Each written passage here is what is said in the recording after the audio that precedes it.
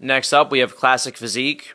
This was one of the most hotly contested divisions at this show. Even before I'll get into it, I'll review 4th place since everybody wanted to talk about the top 3.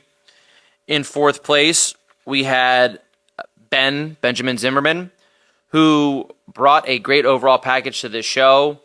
He was very conditioned with a great back.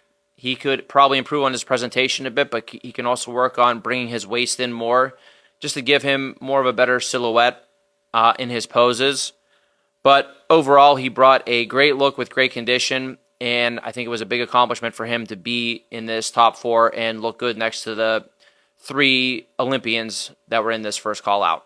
Now, we'll move into the top 3 of this show. So the top 3 were Jae-hoon Park, Robert Timms, and Logan Franklin. 3 amazing physiques. So something to clear up that I think is a common misconception is, yes, we want to see an X-Frame and Classic Physique, and we want to see great structure with a small waist. However, the show is not judged just on who has the best structure alone. If that was the case, then people might as well not even show up to the show, because if you think someone has the best structure, then they should automatically win. What's the point of there being a competition?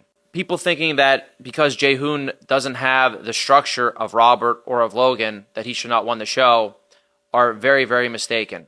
We're still looking for muscularity, conditioning. Yes, you need to have good structure. We want to see an X-frame with a small waist, flaring lats, good legs that match the upper body. But we're looking for the same things in Classic as we're looking for in the 212 or in the bodybuilding divisions. So yes, genetically, when you have a better physique and a better structure naturally than the other person, that is an advantage for you, but you need to take full advantage of that. Jae-hoon still has good structure. Jae-hoon still has a nice small waist. He still had good taper. And conditioning, he was maybe the most conditioned guy overall, conditioned person in this show overall. His conditioning was next level, unreal, and everything on his physique in person just popped. So in the front double bicep, he actually looked great in the front double bicep. Robert, in most of the comparisons, stood straight on, straight up and down with his lower body and his legs.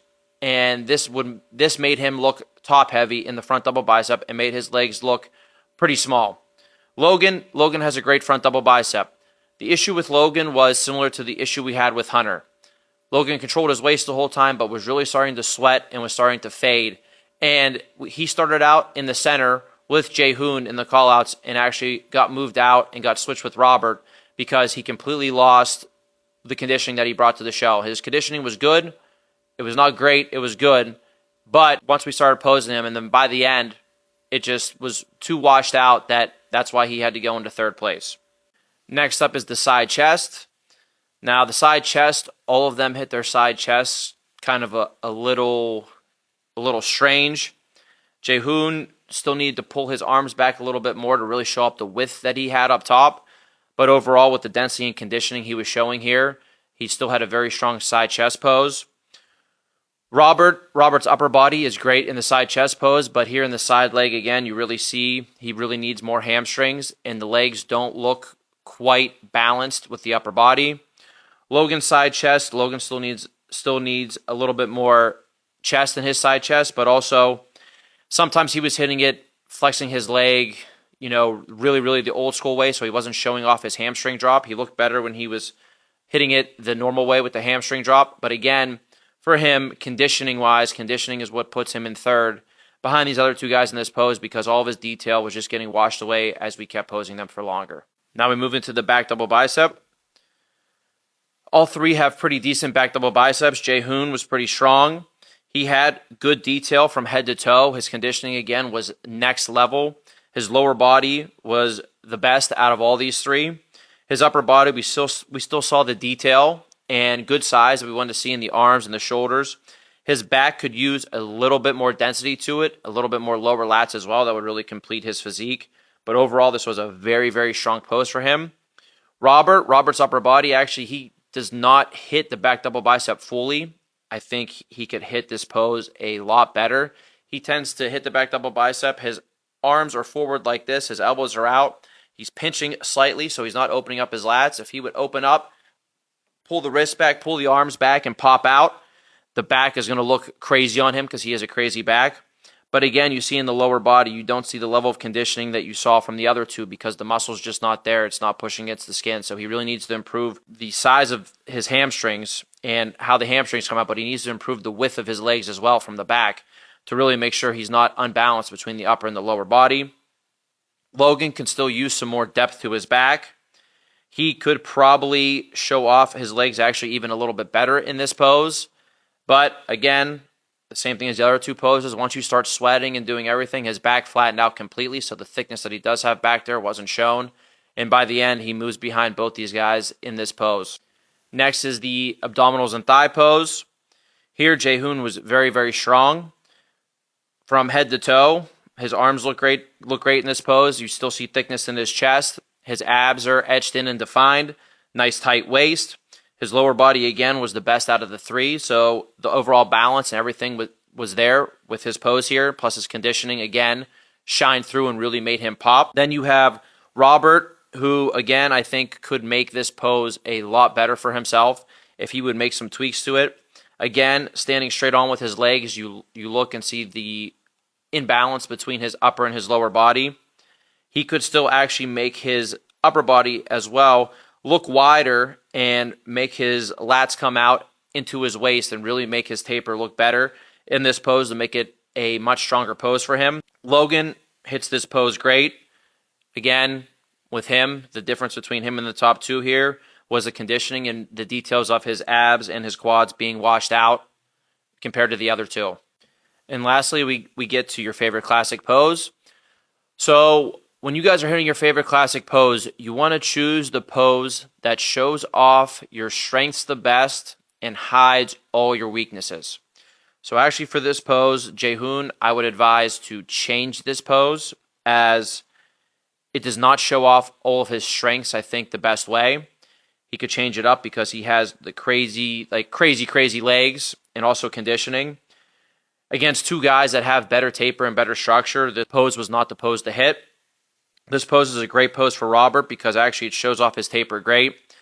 His midsection and abs look great. And actually the way he's holding his legs here make his legs and quads look better and match much better with his upper body.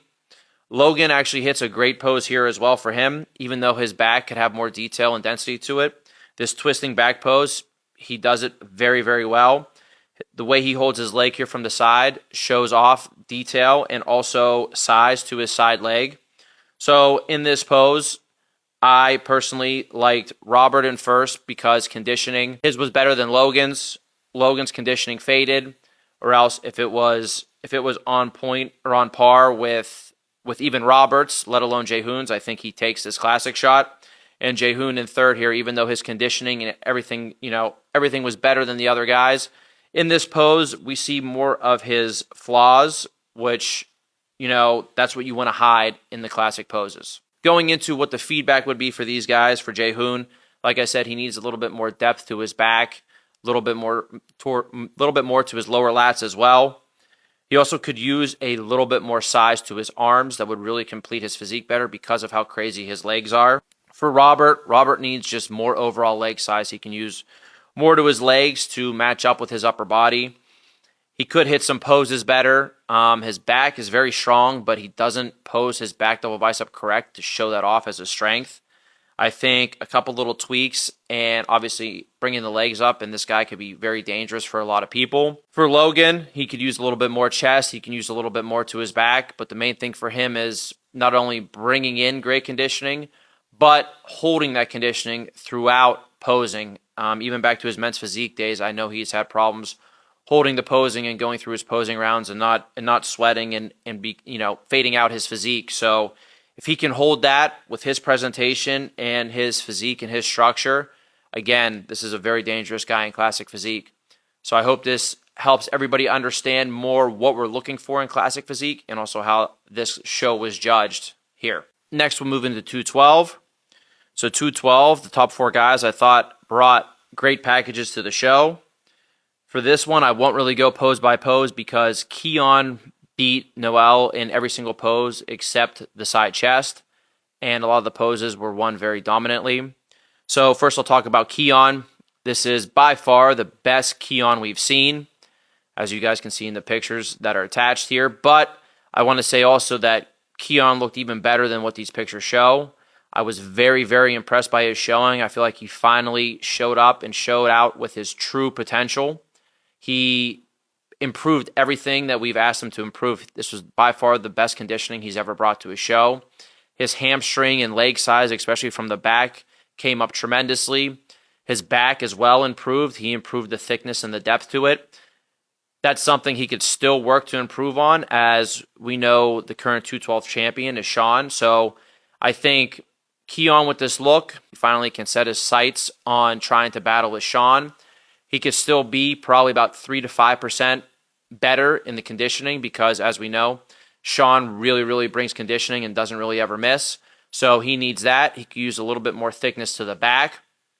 But I think this Keon is very, very dangerous for Sean and the rest of the 212 competitors that placed ahead of him last year, even if he brings the same exact package that he brought to Texas. But to really shoot up, if he makes these small improvements, the sky's the limit for this guy. He has one of the best physiques out of any division in the whole entire IFBB Pro League.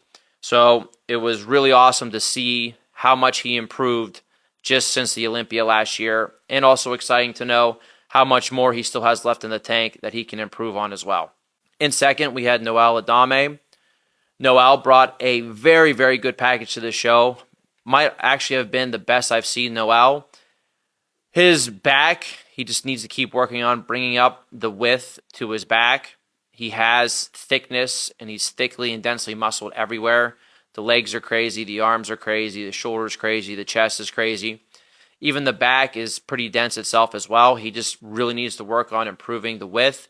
He's actually improved that a lot over the last couple of years. His conditioning is always very good.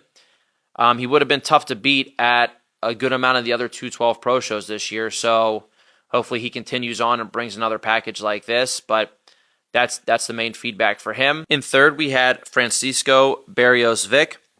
Francisco brought a great package to the show with great conditioning. He can use just a little bit more overall size.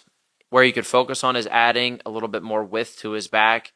He can have a little bit more size to his arms as well. But overall, he just needs to work on growing. He has a good amount of room to grow still in this division. But overall, he brought a great look that was really conditioned and separated. And I think he did a great job at this show. And it would, again, be a very tough look to beat at other Pro 212 shows. And in fourth, we had Jason Joseph. Jason brings a very good look to shows. He has a lot of muscle. He can still be a good bit harder conditioning-wise. He can still use more detail and depth in his back double bicep pose. He could also use a little bit more width as well. We worked backstage on his posing, and actually, if he poses a little bit better, he can show off the width and the depth that he has to a lot of his poses because he brings a lot of muscle.